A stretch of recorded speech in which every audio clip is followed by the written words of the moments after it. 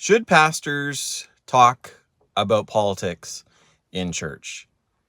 Well, I certainly could. There's a lot happening in the world right now among political leaders in my country, in neighboring countries, in countries around the world that I would have no trouble filling up time on a Sunday morning. But should I do that? Should I comment at all?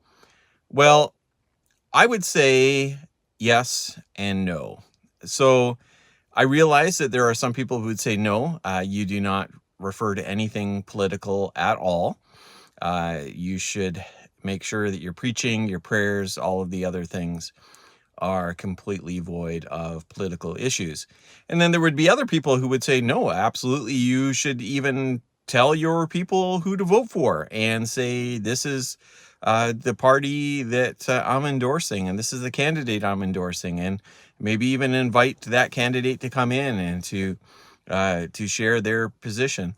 I would say that those two are the extremes. There's a place in the middle because there are political issues that certainly have an overlap in terms of the gospel and things that need to be addressed, things that Jesus referred to. And I think that there probably would be people to the left of me and people to the right who would agree with me on that, even if they might disagree as to which of those issues fall into that.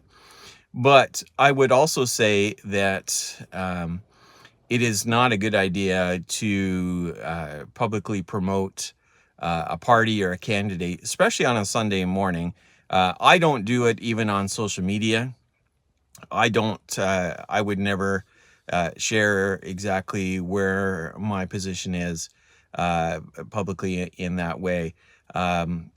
But definitely not on a Sunday morning. But to give an example of how I try to inhabit this space is that in my prayers, I pray for peace in Gaza and peace in Ukraine. And I pray for a just peace, not just an end to the hostilities. And people who watch the news will know how that overlaps with what's going on. So that's just an example of how I do it. So yes, politics will appear in some way, but I don't think that we should be partisan, at least in our public portrayal on a Sunday morning.